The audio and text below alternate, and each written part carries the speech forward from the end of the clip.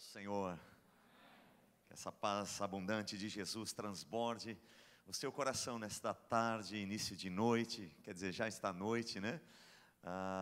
Que seja um dia muito especial.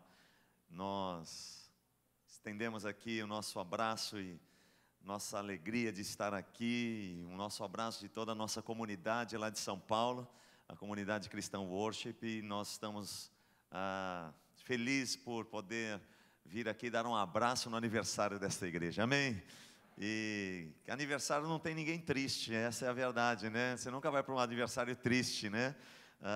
Então vira para o seu irmão e fala assim: você está feliz hoje por mais um ano de vida, né? Neste mês, celebrando este mês todo o aniversário desta igreja, né? Se alegre porque até aqui nos ajudou o Senhor, até aqui nos abençoou o Senhor, até aqui nos sustentou o Senhor. E que essa alegria continue nos nossos corações, né? Quero parabenizá-los em nome de Jesus por mais um ano de vida dessa comunidade, desta igreja, desta família de Deus reunida aqui nesta região de São Gonçalo, Colubandê, né? Uma alegria muito grande. Nós estamos em aniversário lá também. Aqui são 22 anos? 22 anos, uau! Onde a gente chega lá também. Nós estamos completando 8 aninhos só lá em São Paulo, né? Hoje de manhã nós tivemos um culto, eu estive pregando lá cedo e peguei o avião agora à tarde, cheguei agora. Só deu tempo de tomar um banho aqui na igreja mesmo. Banho na igreja é tremendo, irmão. A água vem com unção poderosa, aleluia. O sabonete é ungido, aleluia. O shampoo vem com a mirra, né? Então você sai de lá avivado, aleluia, né? Então renovado para a glória do Senhor, para passar esse tempo tão gostoso com vocês. E eu queria deixar uma palavra ao seu coração nesta noite. Está lá no Evangelho de São João, no capítulo 6. Se você puder abrir a sua Bíblia comigo, no Evangelho de São João, no capítulo 6, no versículo 16, um texto muito conhecido, quando Jesus anda sobre o mar. Se você puder se colocar em pé em reverência à palavra do Senhor, nós vamos ler este texto das Escrituras Sagradas e queria deixar alguns princípios para o seu coração, para nós nesta noite, em nome de Jesus. Diz assim o Evangelho de São João, no capítulo 6, no versículo 16. Diz assim o versículo 16: Ao descambar o dia, os seus discípulos desceram para o mar e tomando um barco passaram para o outro lado, rumo a Cafarnaum. E já se fazia escuro e Jesus ainda não viera ter com eles. Diga assim comigo: e Jesus, mas diga com mais fé: e Jesus ainda não viera ter com eles. Continuando o texto, verso 18: E o mar começava a empolar-se, agitado por vento rijo que soprava. E tendo navegado uns 25 a 30 estádios, eis que viram Jesus andando sobre o mar, e aproximando-se do barco, e ficaram todos possuídos de temor. Mas Jesus lhe disse: Sou eu, não temais. Então eles de bom grado o receberam, e logo o barco chegou ao seu destino. Diga assim comigo: e logo o barco chegou ao seu destino. E o verso 22 tem algum detalhe importante para nós. Diz assim o versículo 22: No dia seguinte, a multidão que ficara do outro lado do mar notou que ali não havia senão um pequeno barco, e que Jesus não embarcara nele com os seus discípulos, tendo estes partido sós. Até aqui. Ó Deus e Pai, fala conosco nesta hora. Pedimos que o Teu Espírito Santo, Senhor, que opera nesta noite, neste santo lugar, Pai, ministra o nosso coração com a palavra do Teu reino, esta palavra que governa as nossas vidas, esta palavra que é a soberana palavra de Deus, e Pai, que tem todo o poder e domínio sobre o nosso coração. Pai, que esta palavra não seja apenas uma boa informação na nossa mente, não queremos jamais racionalizar esta palavra, Pai, mas nos mover em fé nesta noite, através desta palavra, mergulhar, Senhor, pela visão do Teu Espírito, Senhor, os preceitos e princípios que o Senhor tem a ensinar e ministrar ao nosso coração. Fala conosco, Senhor, em nome de Jesus, e que o Teu nome seja glorificado e adorado neste culto que nós oferecemos e preparamos ao Senhor. Só o Senhor é adorado e glorificado. Tributamos a Ti a honra, a glória e todo o louvor em nome de Jesus. Amém e amém. Pode se assentar, queridos. Não sei se tem um irmão do teclado, pode me ajudar aqui.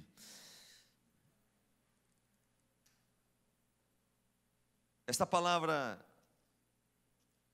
onde ela é tão conhecida, um texto que eu me lembro que eu aprendi na escola dominical, lá na Igreja Batista, quando eu era da Igreja Batista, tem escola dominical, e eu me lembro de muitas vezes a professora ensinar este texto, esse trecho das Escrituras ao meu coração, né, quando Jesus anda sobre as águas, né, eu achava a coisa mais fascinante, né, a coisa mais poderosa, ouvir aquela história sendo contada por aquela professora, quando Jesus, ele quebra toda a lei da física e anda sobre as águas. E eu cresci com esse texto no meu coração, desde a minha infância, onde tive o privilégio de crescer num ambiente cristão, numa família evangélica, desde os primeiros dias de vida numa igreja que zela muito pelo ensino da palavra. E esse texto sempre marcou muito a minha vida, sempre marcou muito o meu coração, né? Todas as vezes que me lembro deste texto, eu lembro da minha infância, quando aquela professora me ensinava na escola dominical os princípios do reino de Deus em relação a este texto, né? E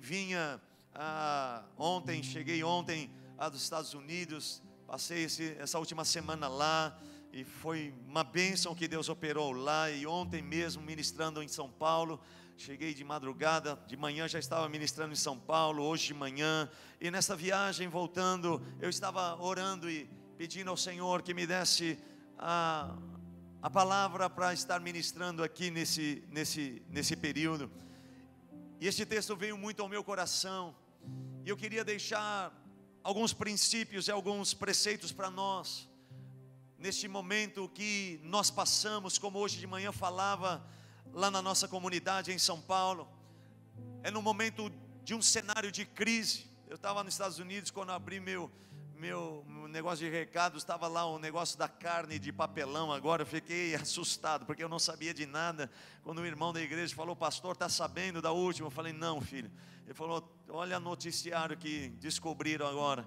Eu falei: meu Deus, quando parecia que estava tudo já, né, não tinha mais o que aparecer, o que acontecer no país, agora aparece. E vou dizer a você, nós vivemos num cenário de crise, nós vivemos e habitamos num lugar onde a crise está instaurada. Há um momento onde as pessoas falam e comentam e cogitam a todo momento sobre uma crise que a nação brasileira passa, onde nós, como cidadãos brasileiros, passamos por um momento de crise.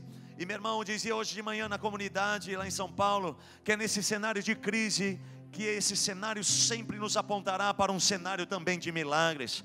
Foi no cenário das grandes crises que Deus sempre operou seus grandes milagres. Foram nos momentos em que Israel passou as suas crises, que foram nesses momentos de um cenário terrível, que Deus mais operou no meio de Israel os seus grandes feitos, os seus maravilhosos feitos, os seus poderosos feitos. E não vai ser diferente com a igreja de Jesus nos últimos tempos, amém? Não importa o cenário em que estamos vivendo, meu irmão, nós não estamos em crise, nós estamos em Cristo, vivemos nele, permanecemos nele e para ele todos os dias da nossa vida. A nossa espiritualidade e a nossa fé está fundamentada na verdade de Deus. É nesse cenário de crise, meu irmão, que nós podemos totalmente descansar e confiar em Deus, que a sua palavra não falha, a sua palavra é poderosa, a sua palavra jamais tarda, ela vem no tempo perfeito de Deus, no Kairos de Deus, a se manifestar nas nossas vidas, em todas as circunstâncias diárias da nossa vida. Esta palavra, ela é poderosa e verdadeira. Ela não é apenas um livro para nos instruir a questão da moralidade, a questão de sermos diferentes. Não, ela vem trazer o poder de Deus se manifestando nas nossas vidas, nas nossas casas, nos nossos lares. E é nesse tempo de crise, nesta nação em crise, que Deus operará os seus milagres no meio do seu povo, da sua igreja gloriosa, do seu povo que se chama pelo seu nome, esse Deus imutável que não mudou na sua maneira de ser, de agir e de falar com o seu povo. E meu irmão, nós podemos descansar sim e confiar totalmente nele. Podemos descansar e confiar na sua palavra, que é viva e eficaz. A Bíblia diz, querido, que neste texto, que ao descambar do dia, os discípulos estavam cruzando aquele mar rumo a Cafarnaum. E a Bíblia diz que escureceu quando eles estavam ali dentro daquele barquinho. Creio eu, meu irmão, que Jesus estava ali apacentando o povo. Quando os discípulos chegaram para ele e disseram: Jesus, vamos embora, porque já está ficando tarde, vai escurecer. E olha, parece que vem chuva. E olha, não brinque com o mar, porque o mar não se brinca, né? Nunca brinque com a água, meu irmão. O poder e a força da água, né? Ela é poderosa, ela leva mesmo. Esses dias lá em São Paulo teve enchente, e meu irmão, arrasta mesmo, tudo que vem pela frente leva. E é triste ver, né? Mas é tremendo ver o poder da força de uma água. E aqueles discípulos talvez aceleraram um pouco Jesus, dizendo: Jesus, vamos embora, nós precisamos cruzar o mar e já está ficando escuro e vai complicar a situação. Nós precisamos chegar a Cafarnaum, nós precisamos chegar ao nosso destino, e seria bom que a gente saísse e partisse antes de escurecer. E então Jesus pacientemente diz: olha, faz o seguinte, vocês querem ir na frente? Vocês podem ir, eu ainda vou ficar aqui, eu ainda vou permanecer apacentando este povo que está aqui. E Jesus fica, e esses discípulos apressadamente vão embora. Meu irmão, toda pressa faz com que a gente sofra as consequências. Meu irmão, tudo aquilo que é feito na pressa, tudo aquilo que é feito corrido, você pode ver o resultado final. É um resultado que não é benéfico, não é abençoado, porque não sai do jeito que deveria sair. E então aqueles discípulos vão. Só que eles não esperavam que no meio do caminho uma tempestade chegaria. A noite chegaria. Eu não sei se você já teve a oportunidade de pegar um barco e à noite andar à noite. Amados, é a coisa mais interessante. Eu estava no sul de Minas, na cidade de Poços de Caldas, a cidade que a minha esposa, a pastora Flávia, nasceu. A terra que emana leite, doce de leite, é uma bênção lá, o sul de Minas, né? Uma terra abençoada. E meu cunhado outro dia disse: vamos dar uma volta de barco, que um primo dele chamou. Eu falei: eu vou junto. Amados, e escureceu, era final de tarde, escureceu. É interessante porque na hora que escurece, você não consegue enxergar um palmo na sua frente. Você sabe que aquele rio, aquele lago é enorme, mas você começa a ficar atemorizado, porque você não sabe se o barranco é que está à sua frente, se alguma coisa, algum objeto pode estar na sua frente. E aquela sensação de insegurança começa a tomar conta de você. E foi quando então ligaram um holofote, e pelo menos com o holofote dava para enxergar alguns metros à frente. Mas é interessante como escurece rápido, e como essa escuridão no meio do mar gera uma insegurança, gera medo, gera algo que parece que a gente está vulnerável àquela situação, sem controle nenhum. E amados, os discípulos se encontraram nessa situação. Os discípulos estavam passando por essa situação, aonde eles estavam com seu coração apertado, porque agora já se fazia escuro. Eles estavam no meio do caminho, eles estavam no meio do mar, ainda tinham um longo caminho pela frente num barquinho. E amados, naquela época não tinha motor, aleluia, amém? É quando fala em barco a gente já pensa, né, num iate com motor e tal. E meu irmão, não tinha nada disso. Eles estavam remando, pequenas embarcações de madeira, onde eles remavam e remavam para chegar no seu destino. E então, é neste meio do caminho que escurece e bate o desespero. E o problema é que não foi só o anoitecer, o escurecer, que trouxe a insegurança para eles. Mas meu irmão, a Bíblia diz que agora este mar começa a empolar-se, ele começa a ficar agitado. E eu fico imaginando aquele barquinho subindo as ondas e descendo as ondas, e a água entrando dentro do barco. E meu irmão, o desespero agora não é o medo, mas o desespero toma conta daqueles discípulos. E a única pergunta que eles faziam é: aonde está Jesus? A única pergunta que lhe cabia naquela hora na boca daqueles discípulos é: aonde está Jesus? Quero dizer algo a você. Talvez você entrou aqui nesta noite e o mar da sua vida está agitado. Talvez você está aqui nesta noite, no mês de aniversário, celebrando uma festa por mais um ano de vida na igreja. Mas quem sabe você está aqui dizendo: pastor, aonde está Jesus nessa situação na minha vida? Aonde está Jesus nesta área da minha família? Aonde está Jesus nesta minha vida financeira? Aonde está Jesus nesta enfermidade que a cura nunca chega? Aonde está Jesus nesta crise de alma que eu estou passando, quase num nível depressivo, quase num momento de abatimento total de alma? Aonde está Jesus? Aonde está Jesus? E quem sabe, cada dia que passa, esse mar espiritual, emocional, ou de guerras e lutas da sua vida, ele só aumenta, esse mar só empola mais ainda, as ondas aumentam e te assustam cada vez mais. A sensação que você perdeu o controle, a sensação que não tem mais jeito, a sensação que não tem o que fazer, e você está talvez numa escuridão espiritual, você não consegue enxergar um palmo na sua frente, você não consegue enxergar como aqueles discípulos, um palmo, 1 metro à sua frente, você não consegue ver uma luz no fim do túnel, e a sua oração é apenas: cadê Jesus? Aonde está Jesus nesta hora? E vou dizer para você, querido, a sensação que transmite esse texto é: parece que Jesus demora em socorrer eles. Parece que Jesus está demorando para socorrer eles.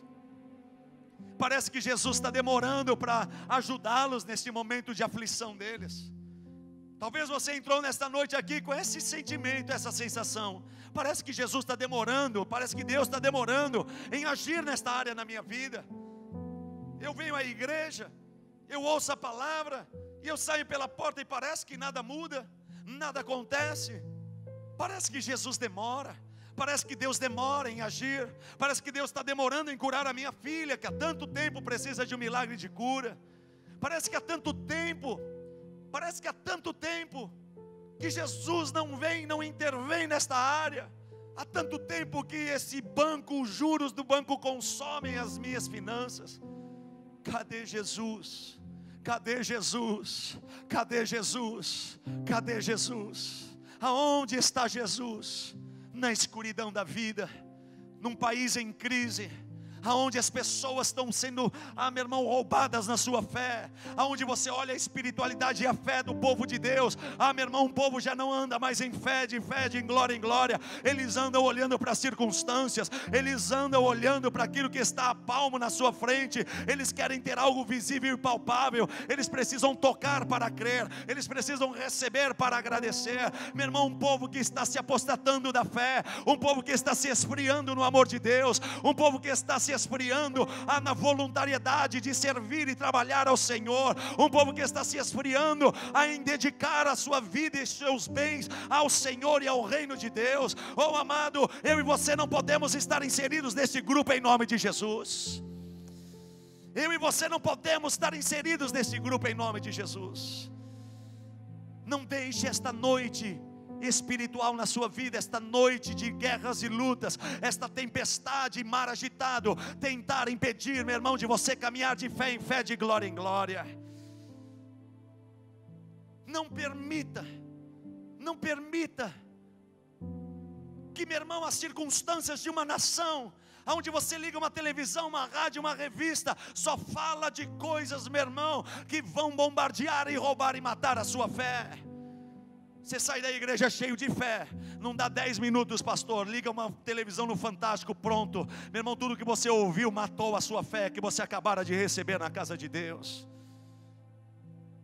E as pessoas estão cada vez mais, aqui no Rio não, graças a Deus, mas lá em São Paulo, irmãos, as pessoas estão cada vez mais se afastando, se esfriando, se apostatando. E meu irmão, isso já é um dos sinais dos finais dos tempos. Jesus está voltando. Mas eu quero, meu irmão, te trazer algumas respostas hoje para esta questão que você diz: eu vou embora da igreja, eu não sei o que está acontecendo comigo, Deus não me ama. Aonde está Jesus no momento da minha crise, no momento do meu problema relacional com meu marido, conjugal? Aonde está o milagre de Deus? Aonde está a intervenção divina de Deus? Aonde está o Espírito do Senhor agindo? Aonde estão os anjos do Senhor trabalhando? Porque Ele demora, porque Jesus demora em nos socorrer, se é que Ele demora. Uau! Diga assim: uau. Se é que Ele demora. Porque para nós Ele está demorando. Mas eu te garanto uma coisa: Deus não demora. Jesus não demora. Parece que Ele está demorando. Os discípulos estão dizendo: onde está Jesus? Será que Jesus não está sabendo? Ele ficou lá. Será que Ele não está sabendo que a gente está no meio da tempestade? Será que Ele não está sabendo que o nosso barquinho vai afundar nessas ondas empoladas, que sobe e desce, água entrando? Nós vamos submergir, as ondas vão nos engolir, nós vamos morrer. Cadê Jesus? Eu quero responder para você esta pergunta do teu coração: cadê Jesus? A primeira resposta que eu quero te dar, baseado neste texto das Escrituras, é: às vezes Deus demora, a fim de nos revelar que os seus métodos não são os nossos métodos. Às vezes Deus demora em agir, em operar coisas nas nossas vidas, para nos ensinar que a metodologia de Deus é diferente da nossa metodologia, que a maneira da ação divina de Deus é diferente da ação do homem, que a maneira com que Deus age é totalmente diferente com aquilo que eu planejei, com que eu determinei que deveria ser. Sabe por que Jesus demorou um pouco para chegar até os discípulos? Porque, meu irmão, aqueles discípulos determinaram como Jesus deveria chegar até eles. É verdade ou não? O que nós lemos no detalhe no versículo 22? E ficou ali um barquinho que os discípulos deixaram para Jesus ir, mas Jesus não embarcara nele. Os discípulos determinaram: se Jesus vai nos socorrer, Ele vai ter que chegar de barquinho, porque se Ele não chegar de barquinho, não é Jesus, é um fantasma. Tanto é que um deles vê, meu irmão, uma sombra vindo no meio do mar. Olha a situação, irmãos. A coisa já estava feia. Uau. A coisa já estava feia. Tudo escuro, não enxergava nada. Um palmo na frente não enxergava. O desespero. Eu fico imaginando o Pedrão lá nervoso, pescador mais nervoso. E meu irmão, fico imaginando a discussão: nós vamos morrer. A água entrando, todos molhados. De repente um levanta no meio do barquinho e diz: para piorar a situação, está vindo um fantasma, eu acho que é o espírito da morte, aleluia. Irmão, se fosse você ali dentro do barquinho, o que você faria? Se fosse eu, meu irmão, dava um mergulho antes. Eu falava: esse espírito não vai me pegar, eu vou pular antes, aleluia. Eu me jogo daqui. Não, pastor, eu ficaria orando. Só tem cara de crente, aleluia. Porque na hora do desespero, a única coisa que nós não fazemos é buscar a Deus e orar. Nós fazemos de tudo menos orar. Dá uma dor de cabeça em você, você já abre sua farmácia da bolsa, irmã. Porque eu não sei como as irmãs conseguem andar com uma farmácia dentro da bolsa. Você pode pedir, meu irmão, Benzetacil, ela tira da bolsa, eu tenho.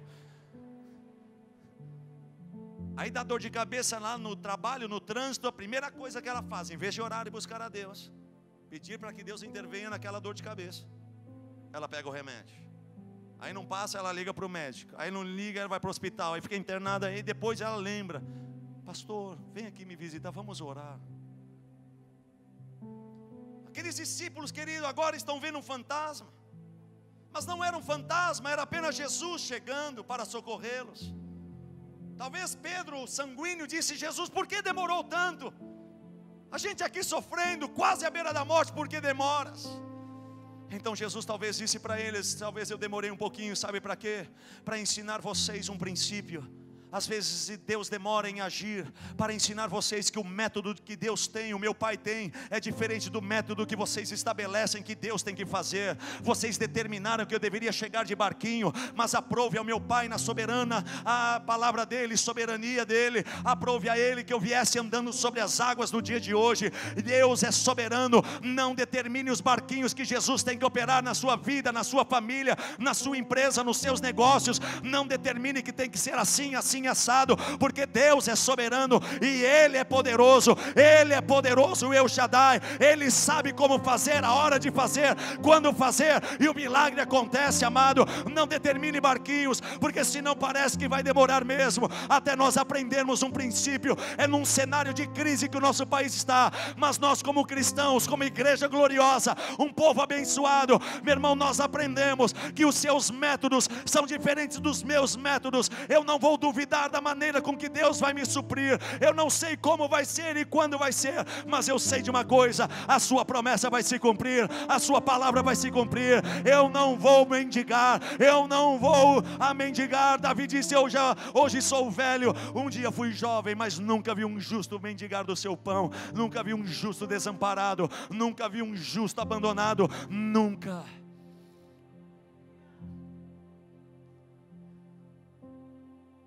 Elias está fugindo de Jezabel e entra na caverna, lembra? Morrendo de medo, meu irmão, de Jezabel matá-lo. Jezabel estava exterminando os profetas de Deus. Então o profeta de Deus entra na caverna, Elias entra na caverna e diz: e agora? Se ela me achar aqui, não tem para onde fugir, é aqui dentro da caverna que eu vou morrer. Mas como todo bom crente, Elias também era um bom crente, aleluia. Eu fico imaginando, o profeta Elias deveria ter uma barriguinha sobressalente, aleluia. Era a reserva de unção dele, aleluia. Muita unção. E naquela caverna, como todo bom crente, começou o seu estômago a conversar com ele, dizendo: e aí, não vai mandar nada para dentro? Eu nunca vi como crente tem fome, irmão. Ele acabou de almoçar, ele já está pensando no lanche. Eu mal acabei de pregar, você já está pensando na cantina daqui a uns 20 minutos. Eu não consigo entender onde cabe tanta comida no estômago do crente. Elias pensa: como será? Como vai ser para que eu possa ser alimentado nessa caverna? Talvez Elias pegou aquele pedaço de pau na mão, uma pedra, e disse: eu vou tacar uma pedra naquele coelho que está pulando ali fora da caverna. Eu tenho que dar um jeito, eu preciso me alimentar. E quando de repente vem um Boeing do céu, aleluia. Aquele corvo vem trazendo, meu irmão, carne fresca, sem papelão, aleluia. Uau. Porque no céu não tem carne com papelão, lá tem picanha daquelas boas. Vai ter churrasco no céu, tenho certeza. E Deus falou: anjo Gabriel, separa uma picanha para o profeta Elias. E o Elias dizendo: Deus, como vai ser? Por que demoras? Como é que eu vou me alimentar? Deus, não tem alimento. Por que demoras em me sustentar, Senhor? Estou demorando um pouco, Elias, para você aprender como eu quero que você viva. Os seus métodos não são os meus métodos. Você não vai precisar matar coelhinho com a cajadada na cabeça dele, porque eu estou mandando um corvo pousar na porta da caverna com carne fresca no bico. Ele não vai encostar nessa carne, porque essa carne 100% é tua. A tua herança está aí, Elias. Elias nunca imaginou a maneira com que Deus poderia trazer alimento para ele.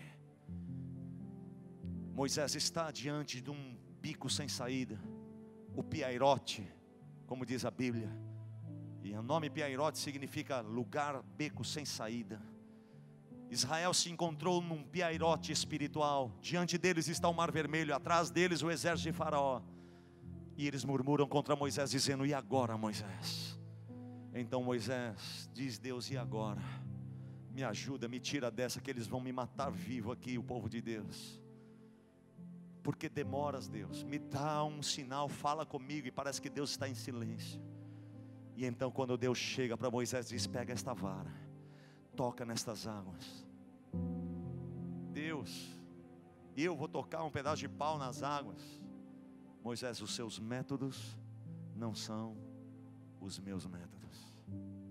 A sua maneira de agir, Moisés, é totalmente diferente da minha maneira de agir.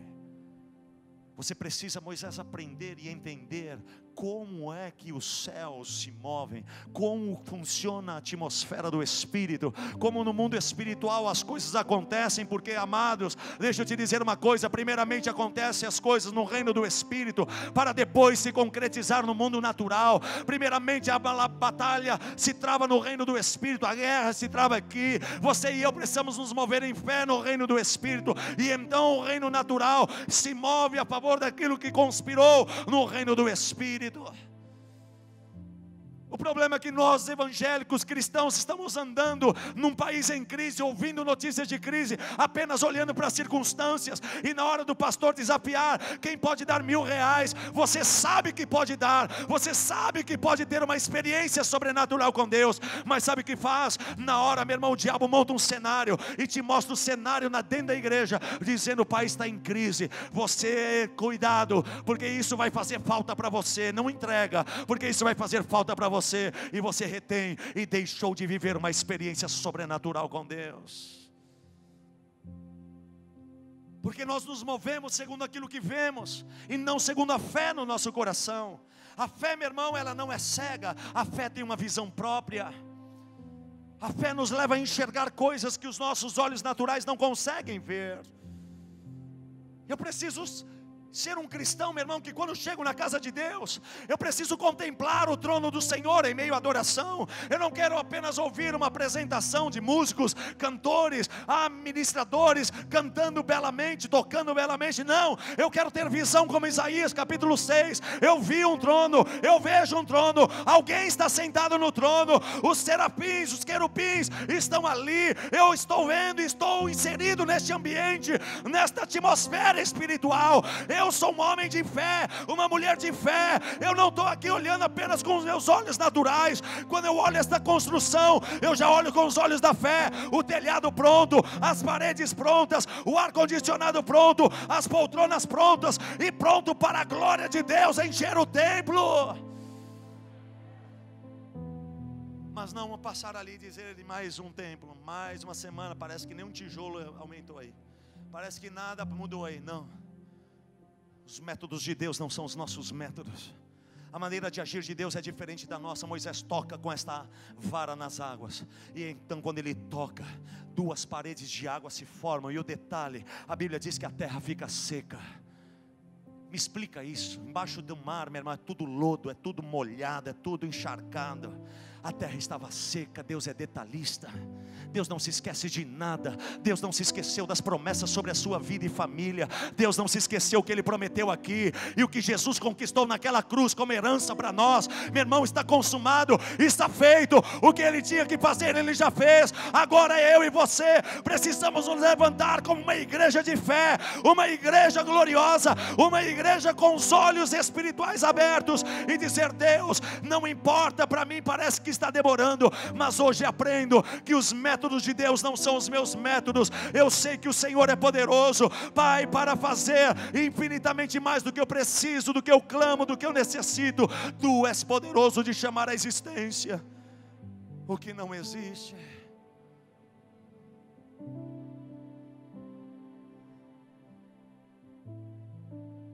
Meu irmão, o Deus que está aqui é o Deus de Josué, que quando a gente aprende que o sol para cumprir a vontade de Deus, o sol para.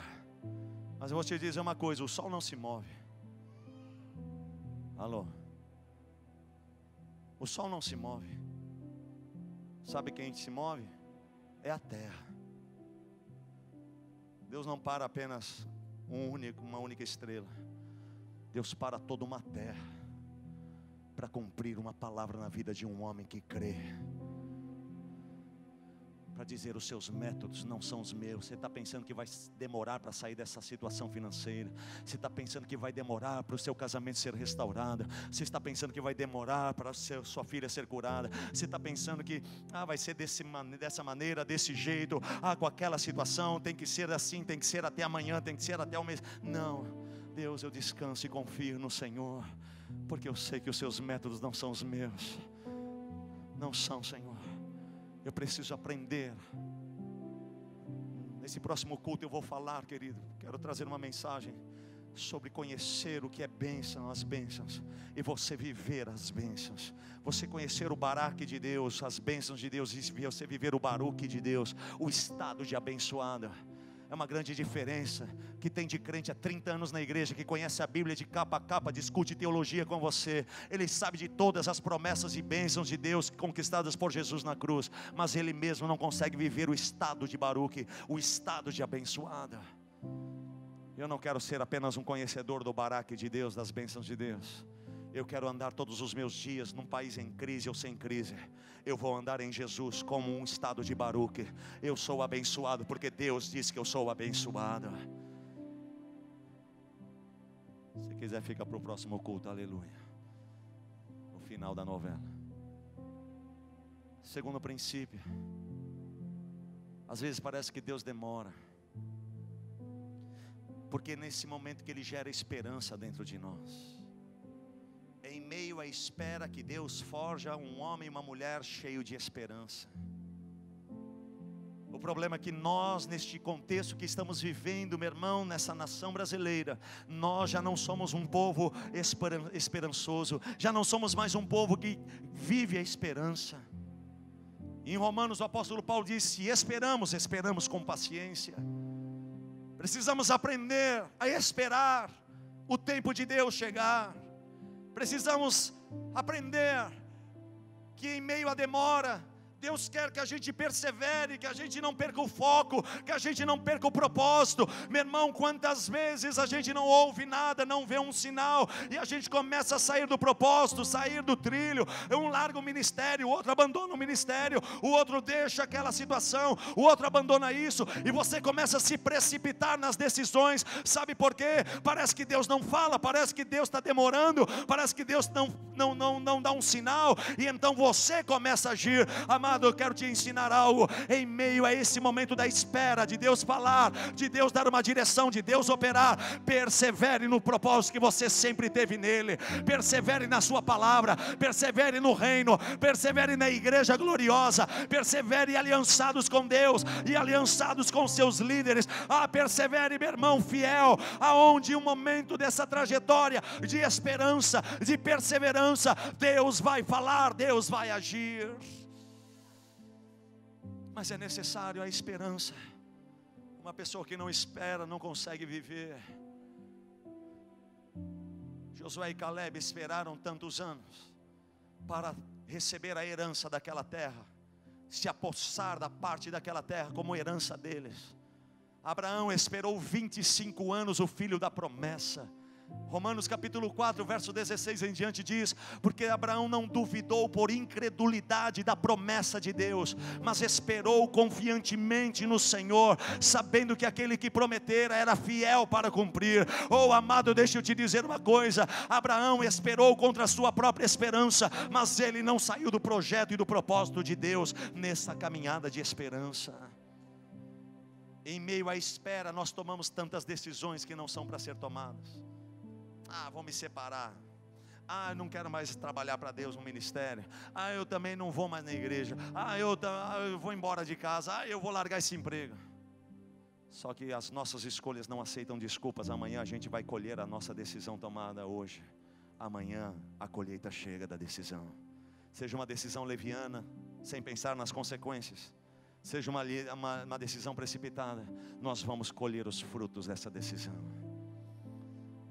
Em meio à demora, se é que Deus demora, aprenda a ter esperança e aguarde esta promessa com paciência. Não se precipite, não se apresse, amada.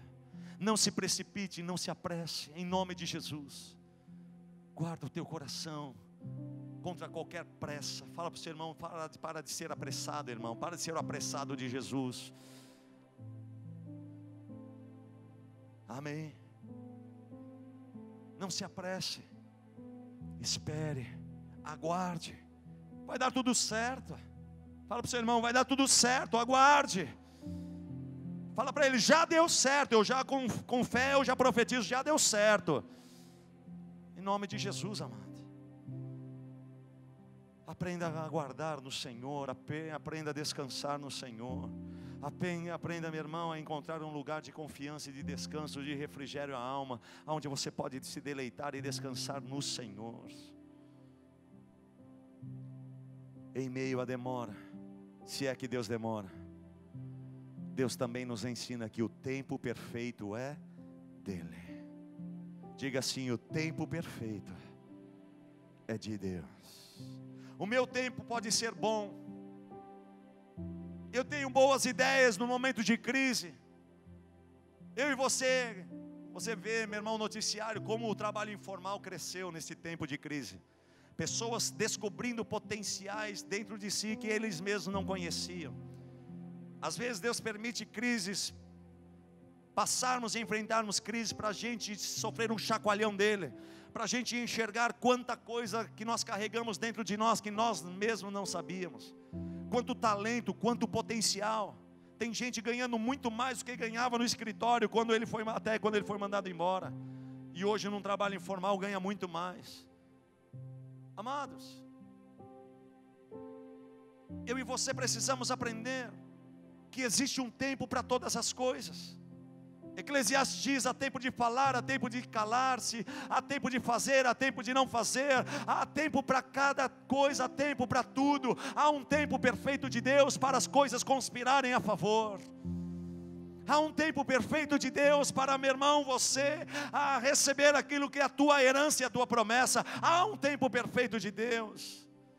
Mas em meio a essa espera, como dizia há pouco, meu irmão, não permita a precipitação entrar no seu coração. Não tome decisões precipitadas. Não tome decisões precipitadas. Aprenda a descansar e dizer: Deus, há um tempo perfeito. Há um tempo perfeito que tudo vai acontecer. O meu casamento vai voltar ao eixo, tudo vai ser restaurado e tudo vai voltar a um caminho, a um trilho perfeito, que Deus tem um projeto de Deus para as nossas vidas. Quero dizer a um casal que está aqui: se vocês estão pensando em se separar, essa não é a vontade de Deus. Deus quer restaurar o seu casamento.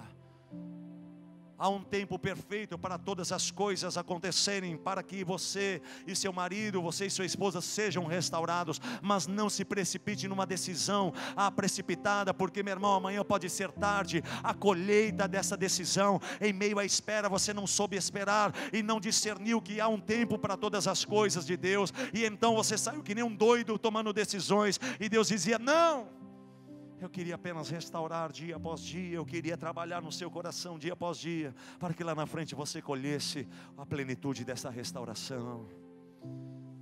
Quero dizer a vocês: Deus está levantando uma igreja que conhece o Deus a quem adora. Deus está levantando uma igreja que realmente sabe o que é andar de fé no momento de um cenário de crise. Meu irmão, Deus está levantando um povo que sabe que os métodos de Deus são totalmente diferentes dos nossos, e que Ele é poderoso, e Ele é capaz, e Ele pode todas as coisas. A Bíblia diz: os impossíveis dos homens são os possíveis de Deus, e tudo é possível para aquele que crê nele. Deus está levantando uma igreja, um povo que sabe esperar, que sabe aguardar, que encontra um lugar de descanso e de confiança total em Deus.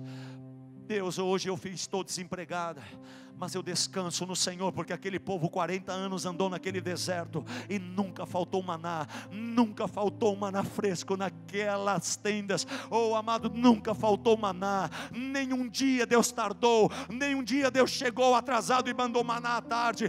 Todas as manhãs havia maná para uma multidão de pessoas, milhões de pessoas que estavam naquele deserto. Mas eles sabiam que este Deus não falharia, que esse Deus não falharia.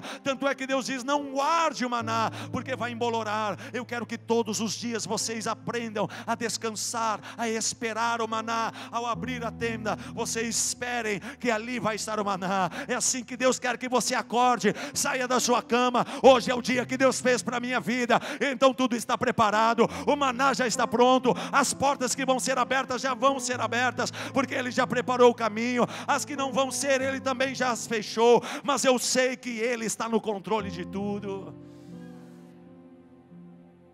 Deus está levantando uma igreja e um povo que sabe que existe um tempo para todas as coisas, que não é porque Deus não fez essa semana, este mês, o começo do ano, então eu vou ficar de mal de Deus, eu não vou mais na igreja, não vou mais entregar meu dízimo. Irmão, isso aí é uma geração que já morreu lá atrás, na igreja lá de trás, que se movia por aquilo que Deus fazia e não por aquilo que Deus é. Hoje nossa geração é uma geração que se move por aquilo que Deus é e não por aquilo que Ele faz. Independe se Ele vai fazer ou não, Ele continua sendo Deus na minha vida. Independe se Ele vai me curar ou não me curar, eu vou adorá-lo porque Ele é Deus na minha vida. Ele é soberano, Ele é tudo, Ele é o El Shaddai, Ele é o poderoso Deus, Ele é o Pai da eternidade, o príncipe da paz, o conselheiro, o Deus forte. Ele é o Elohim, o El Shaddai. Ele é o Jeová Nissi, a nossa bandeira, o Jeová Tsidkenu, a justiça nossa. Ele é o Jeová Sabaoth, o Senhor da nossa batalha, da nossa guerra diária. Ele é o Jeová Shalom, Ele traz a paz que tanto nós precisamos a cada dia. Ele é o Jeová Rafa, o Deus que cura com o bálsamo de Gileade as feridas da alma. Ele é o Deus Todo-Poderoso, o Senhor desta igreja, Jesus Cristo, que ressuscitou dentre os mortos, está à direita de Deus o Pai, intercedendo por nós, advogando as nossas causas. E quero te dizer, nele nós podemos todas as coisas, nele nós somos mais do que vitoriosos, nele nós vamos romper em fé, nele, em meio a um cenário de crise, permaneceremos inabaláveis na presença dele, adorando a Ele, servindo a Ele com alegria, anunciando o seu amor aonde chegarmos, pregando o seu evangelho em todos os lugares. Quero te dizer, amado e amada do Senhor, em mais um ano que Deus levanta esta igreja, olhem para trás e vejam quantas coisas Deus fez nesse último ano que se passou. Isto é só o começo para este ministério e para esta igreja. Deus tem muito mais a acrescentar, a derramar, a se revelar, a operar e a permanecer como centro, como Deus em todas as coisas neste lugar. E então a Bíblia diz que quando colocaram Jesus dentro do barquinho, logo o barco chegou ao destino, a Cafarnaum. Sabe o que falta para nós? Parar de murmurar um pouco, reclamar no meio da tempestade, dizer: Deus, cadê Deus? Cadê Deus? Por que demoras, Deus? Por que demoras? Em vez de você ficar fazendo isso, cadê o meu milagre? Cadê a situação que não muda? Cadê? Convida hoje Jesus para entrar no barquinho da sua área, dessa vida, nessa área da sua vida. Fala: Jesus, toma o comando agora. Toma o comando desse barquinho, porque não vai ser devagar não. Logo você vai chegar no propósito que Deus tem. E esses propósitos é de te levar mais perto de Deus. Estas tempestades e escuridão da vida, o final de tudo isso, você se achega cada vez mais perto dele, conhecendo a Ele, permanecendo nele, vivendo para Ele e desfrutando de tudo aquilo que Ele é. E Ele é Deus. Ele é Deus. Ele é Deus. Quero orar por você nesta hora. Talvez você está passando essa escuridão da vida. Talvez você entrou aqui num mês de aniversário que tem que ser de alegria e festa.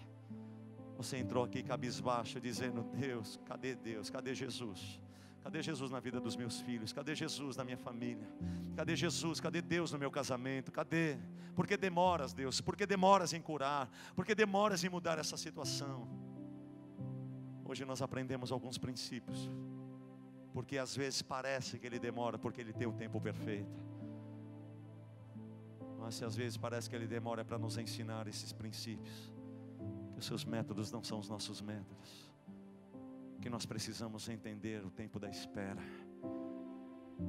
aprender a viver a esperança todos os dias, renascendo dentro de nós, e saber que o tempo perfeito vai chegar.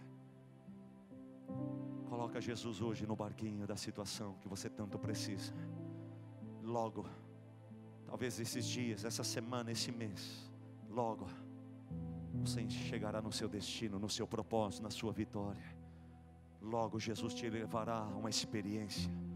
Irmão, não duvide do que Deus é capaz de fazer.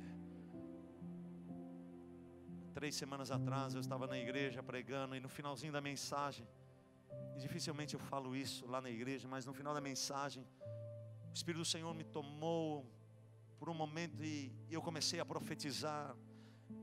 E no momento daquela palavra de sabedoria, de conhecimento liberado daquele altar, eu disse assim: não duvide do que Deus é capaz de fazer, porque Deus é capaz de fazer tocar o seu celular agora, e você que está desempregado, receber um emprego hoje ainda. Não duvide de Deus. Sabe que horas eram aquilo? Eram umas 9h40, 9h50 da noite. Quem trabalha esse horário? Que empresa de emprego trabalha? E meu irmão, depois de uns 10, 15 minutos acabamos o culto. O irmão Caio da nossa igreja, ele vem com o celular chorando. Ele estava desempregado há 3 semanas. Ele disse: pastor, olha o horário. E abriu o celular na minha cara. Estava lá 9h54.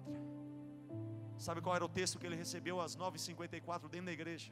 O celular dele tocou: senhor Caio, amanhã comparecer na Avenida Paulista, que é o centro de São Paulo. Na Avenida Paulista, você acaba de receber a notícia do seu emprego. O seu salário vai ser X, estava lá o valor. E amanhã traga toda a documentação, porque ainda essa semana você começa a trabalhar. Agora deixa eu te perguntar: quem é que manda um recado? Quem vai se preocupar com um Caio? Que pode ser feito isso no dia seguinte. Quem é que vai se preocupar? Mas deixa eu te dizer algo: não duvide de Deus, não duvide do poder de Deus, e não limite o poder de Deus, porque Deus continua sendo o mesmo Deus que operou na vida de Abraão, de Isaac, de Jacó, de Daniel, ou de Sadraque, Mesaque e Abednego, de Ruth, de Débora, de Ana, de Pedro, de Paulo. O mesmo Deus imutável está aqui nesta noite. E não duvide dos seus métodos, seus caminhos, seus meios para estabelecer o que Ele quer estabelecer. Por muitos anos eu determinei os barquinhos que Jesus deveria usar. E meu irmão, me tornei um religioso. Me tornei um homem religioso. Quinta passada fui tomado. Meu irmão, foi tanta glória na igreja. Antes de eu ir para os Estados Unidos, no último culto que eu preguei na igreja, e eles começaram a adorar, adorar, adorar, e eu subi no altar, adorando com uma única música. 40 minutos, 1 hora, em uma música. E meu irmão, parece que os céus estavam abertos. Parece não estavam abertos. E eu subi. Quando eu subi, meu irmão, minhas pernas tremeram. E olha que eu sou um cara sou renovado, mas eu sou bem tranquilo com muitas coisas. Mas meu irmão, o Deus ali presente naquela igreja. Nós saímos da igreja às 11h30 da noite. Nenhuma alma viva se moveu daquela igreja. E só estava indo no outro dia para os Estados Unidos, todos dizendo: pastor, estou perplexo. Pastor, Deus me curou. O caroço desapareceu ontem, pastor. Pastor, eu estou testemunhando porque eu fui curado disso, eu fui curado daquilo. Pastor, olha, hoje acordei em casa, meus filhos vieram me pedir perdão. Olha, pastor, hoje, meu irmão, os testemunhos começaram. Era tanto peso de glória que nós não conseguimos nem ficar em pé mais.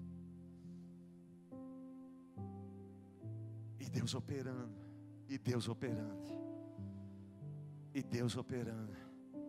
Eu disse: Deus, nunca mais eu quero te atrapalhar, Senhor. Eu nunca mais quero determinar como devem ser as coisas. Eu sei que o Senhor tudo faz com ordem e decência, mas Senhor, Tu és soberano e Tu continua sendo Deus. E se aprove ao Senhor ser assim hoje. Senhor, toda honra e toda glória seja dada a Ti, Senhor. Deus está levantando um povo que conhece o seu Deus, um povo que busca Deus. Sabe o que nós temos feito na nossa comunidade? Todo começo de mês, todas as primeiros 10 dias de cada mês, às 5 horas da manhã nós estamos na igreja. Não é orando pelo carro ou pela vida financeira, pedir coisas. Nós estamos buscando o Senhor, buscando o coração de Deus, subindo ao monte do Senhor para face a face estar com Ele, para que esta chama não se apague dentro de nós, porque os dias são maus, os dias são difíceis, a apostasia já começou dentro da igreja, e nós não podemos esmorecer, e então é necessário pagar o preço de buscar e subir ao monte do Senhor. É tempo de orar, é tempo de adorar, e é tempo de permanecer nele. Deixa Jesus entrar hoje, e logo você receberá o que você tanto estava esperando e parecia que Deus estava demorando. Deixa Ele controlar a situação. Perde o controle um pouco e deixa Ele controlar. E é do jeito dele, da maneira dele. Se precisar, Ele vai vir andando sobre as águas. Não determine barquinhos, não determine como Ele tem que agir, quando Ele tem que agir, como Ele vai agir, porque aí Ele demora para nos ensinar que Ele é Deus. Vamos ficar em pé.